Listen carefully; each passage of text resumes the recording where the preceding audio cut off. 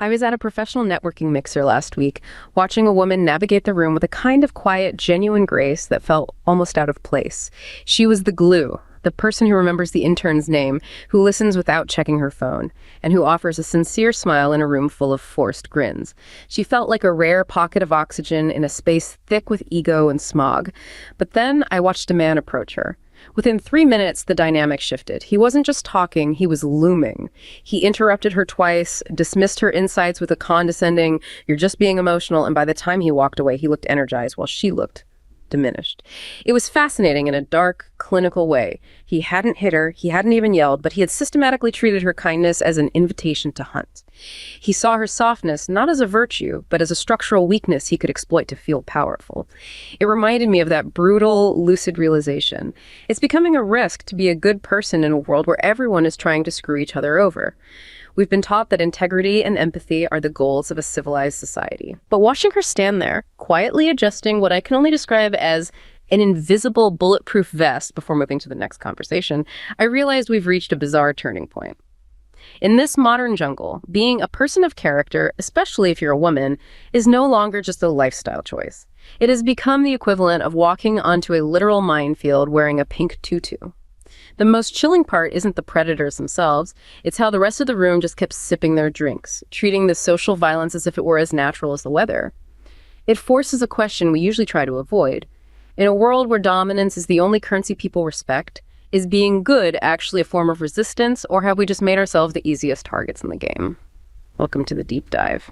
Yeah. That scene, it just stuck with me. It felt like a social failure, maybe just bad office politics.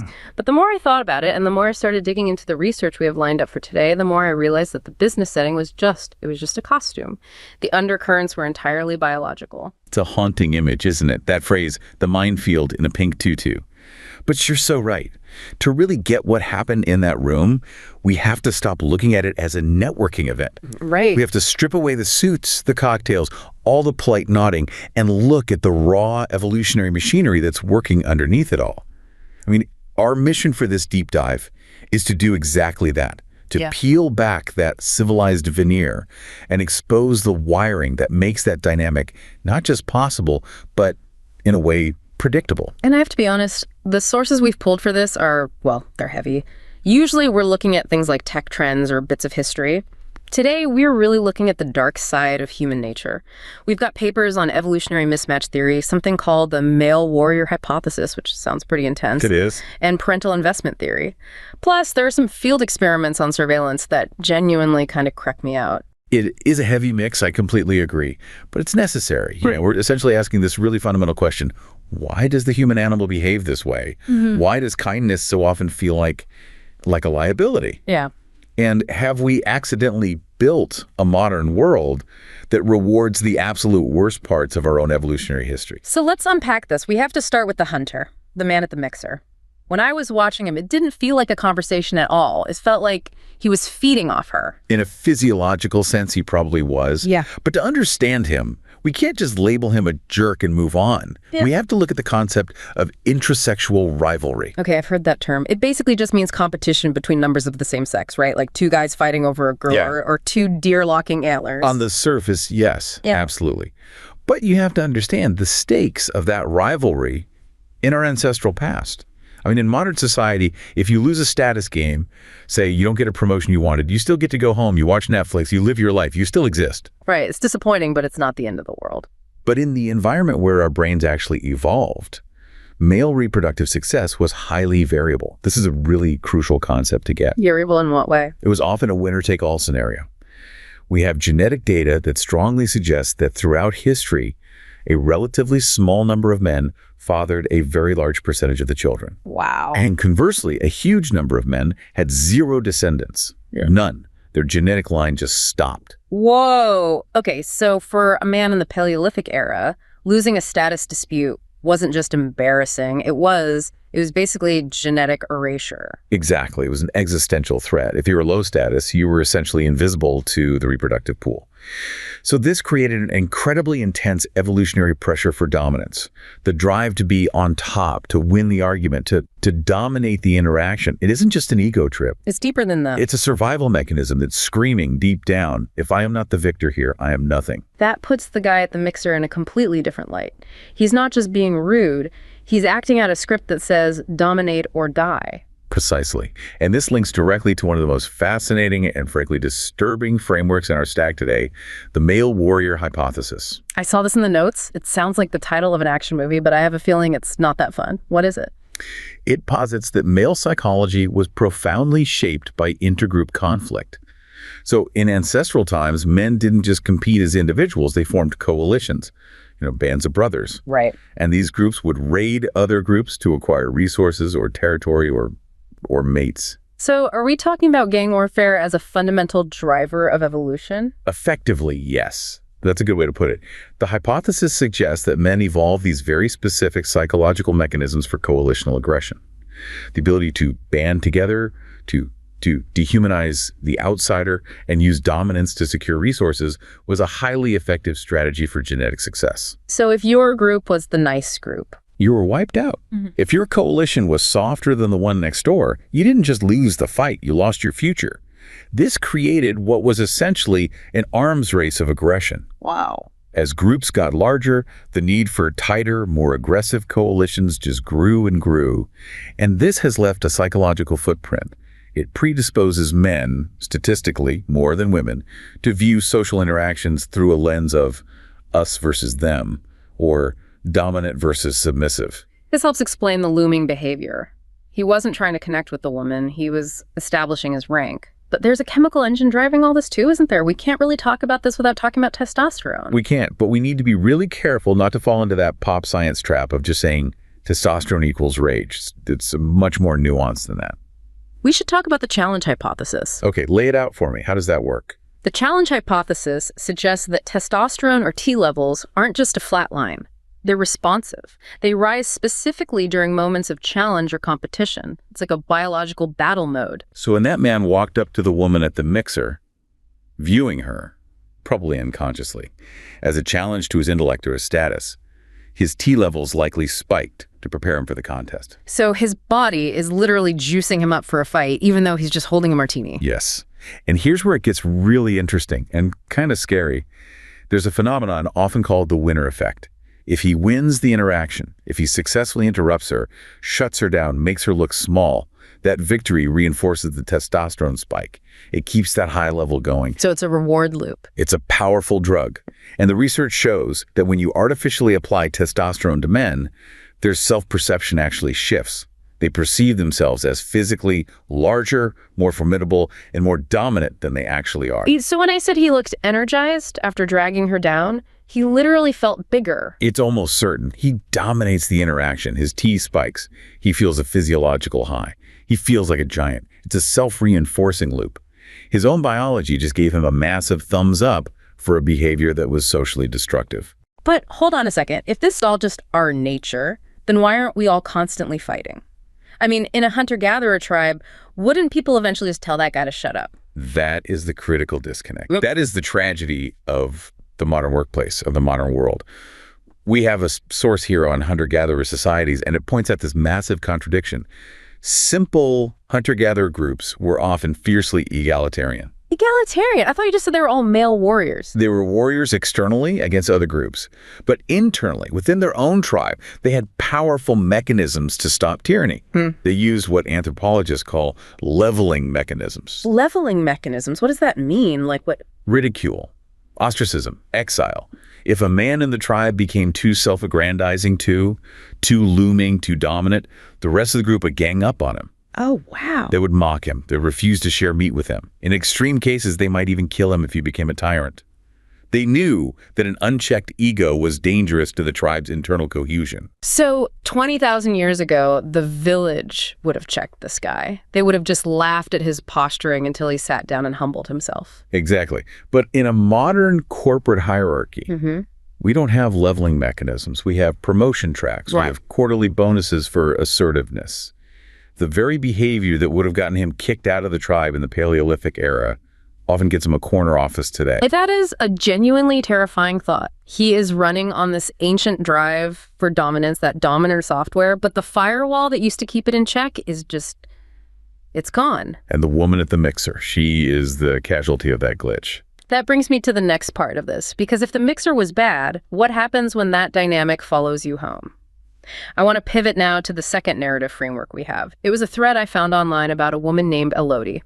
I read that one. It was hard to get through. It really was. It started as this whirlwind romance. She described him as intensely passionate. He wanted to know where she was all the time. He texted constantly.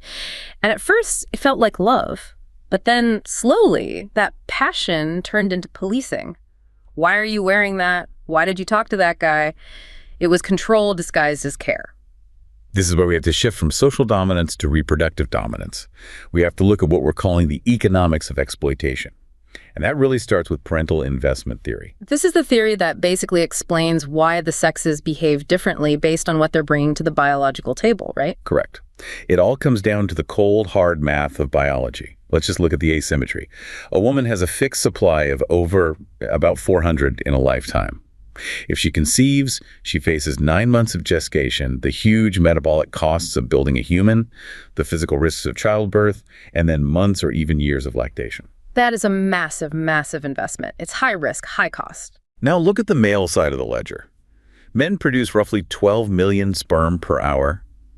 Biologically speaking, a man's obligatory investment can end at the exact moment of conception. 5 minutes of his time, 0 calories invested in gestation. When you put it that way, it's a pretty unfair deal. It's not about fairness. It's about strategy. Because the investment is so incredibly high for females, they are naturally the choosier sex. They have to be. The cost of a bad mating decision for a woman in the ancestral environment was, well, it was massive. It could mean death or a child that wouldn't survive. And for men? Low cost, high volume. This discrepancy creates a kind of market imbalance.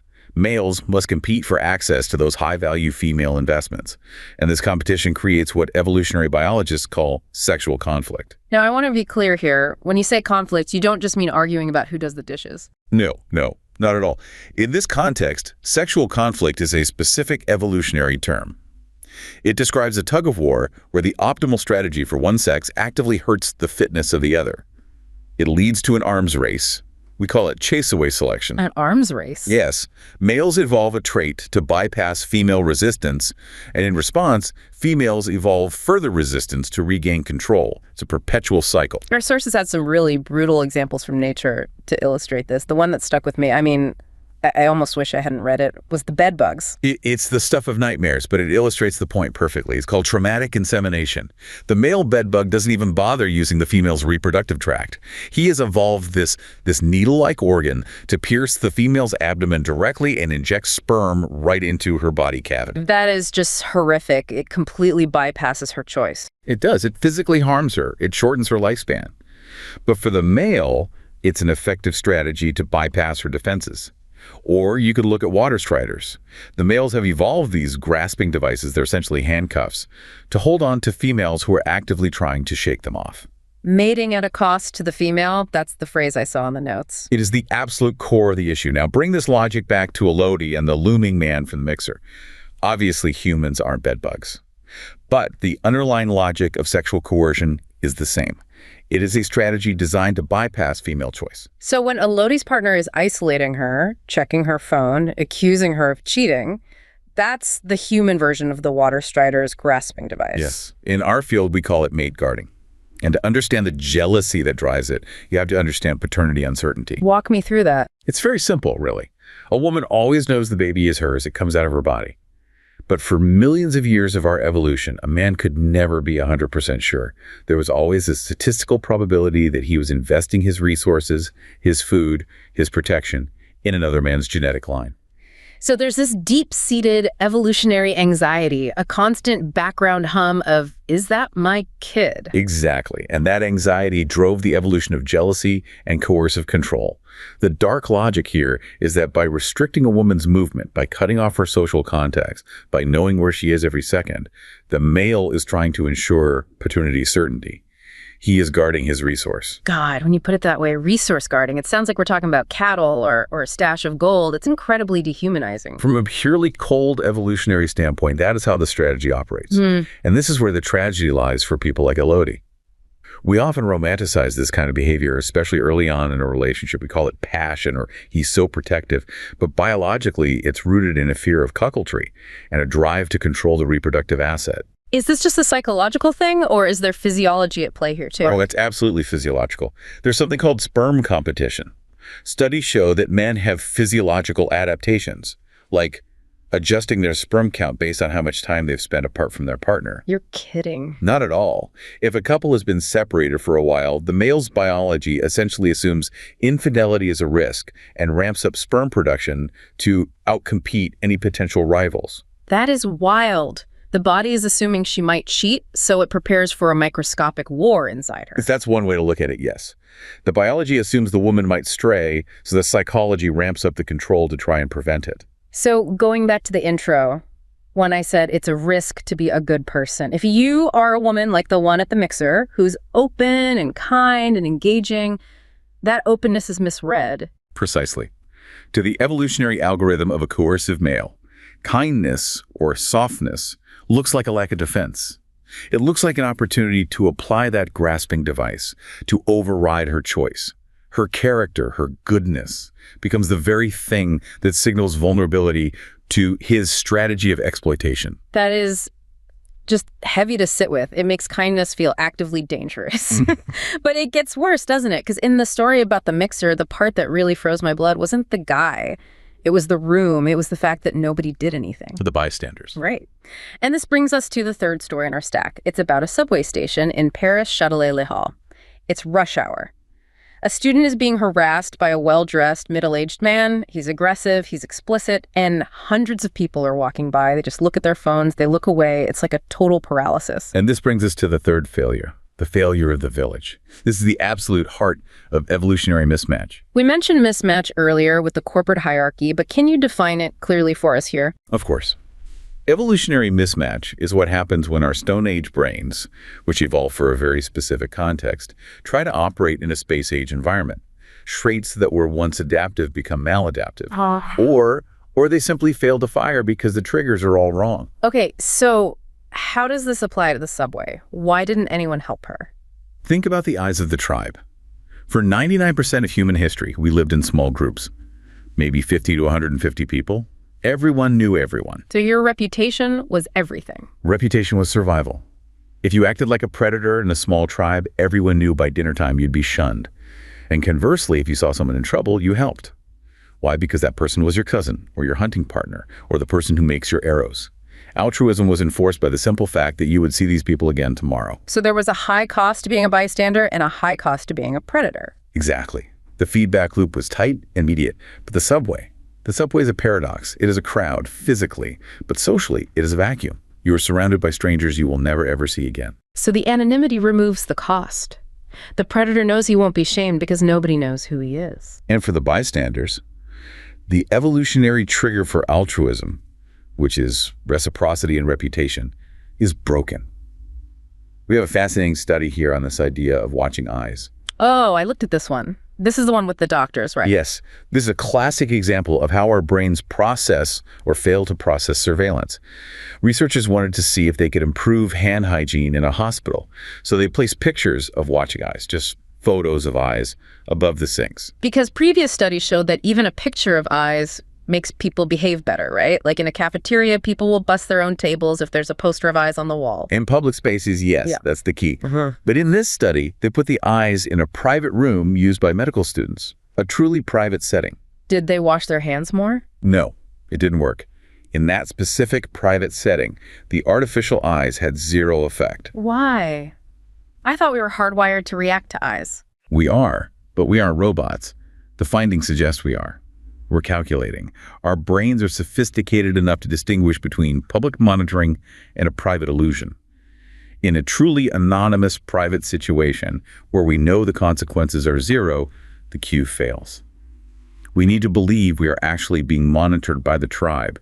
We need the real village, not just a poster of it. So the subway is like that private room. Even though there are hundreds of people there, Our brain registers them as background noise, not tribe members. The evolutionary legacy that drives us to be good, our reputation misfires because there's no feedback loop. Exactly. We have severed the social networks that used to buffer us. Hunter-gatherers had extremely high social support. We have isolation. And this leads to massive mental health consequences. The sources mentioned depression as a status mechanism. This was a totally new idea for me. Can you unpack that? It's a theory called the involuntary defeat strategy. It challenges the common idea that depression is just a chemical imbalance.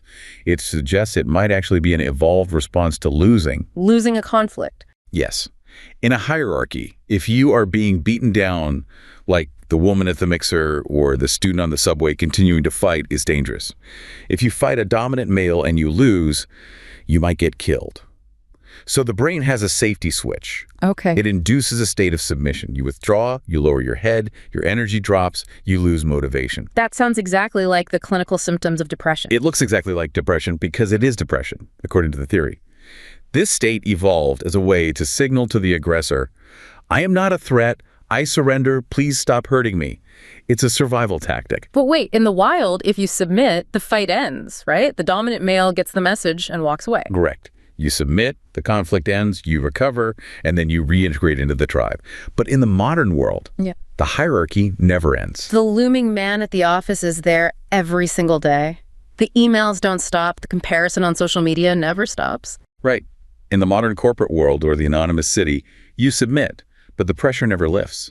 The signal, I surrender, is sent, but the environment doesn't care. So the depression becomes chronic.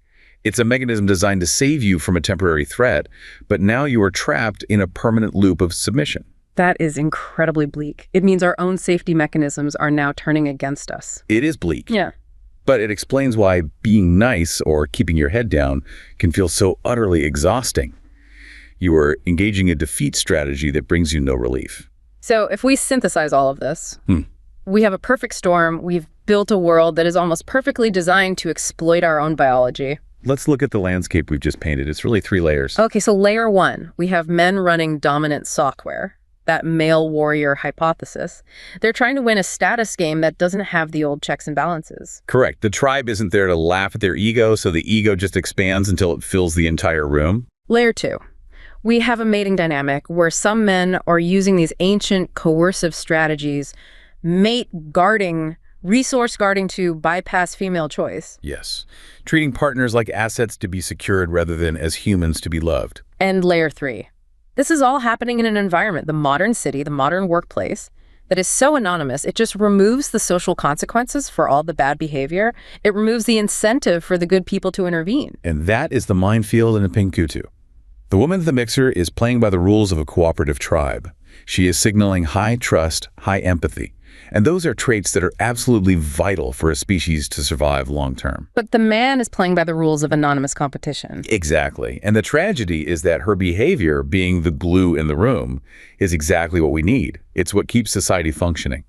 But in the short-term mismatch of that mixer, her kindness signals vulnerability to a strategy based on pure exploitation. It makes me think about that invisible bulletproof vest she adjusted in the intro. When I saw that, I thought it was just a poetic way to say she was, toughening up. I don't think it was a metaphor. Yeah. I think it was an adaptation. She was armor-plating herself against a social environment that she knows on a visceral level is hostile. She's trying to manually overwrite the mismatch in real time. So where did that leave us? We usually end these deep dives with some kind of takeaway or so what, but this feels bigger than a simple tip. It is big. We can't just fix evolution. But understanding the mechanics is the first step. If we know that looming is just a cheap biological trick to spike testosterone, a pathetic attempt to feel big, it becomes less intimidating. It stops looking like power and starts looking like a toddler throwing a tantrum for a dopamine hit. That helps. It takes the mystery out of the monster, in a way. And regarding the bystanders, if we know that anonymity is what kills kindness, then we can consciously choose to break that anonymity. We have to become the village. We have to simulate the village. We have to realize that our brain is looking for permission to look away. We have to override that impulse. It reminds me of the end of the source text. Yeah. That realization that being good is no longer the default setting. It used to be the easy path because the tribe enforced it, Now it's the hard path. It can't be the default, not in this environment. In a world where the village that once protected us has dissolved into a crowd of strangers, and where our biology still pushes for dominance, choosing to remain open, kind, and good is an act of rebellion. It's a refusal to let the mismatch win. It is fighting against your own history to build a new kind of safety. And honestly, that is the only fight worth having. That's it for this deep dive. Take care of each other out there. We'll see you next time.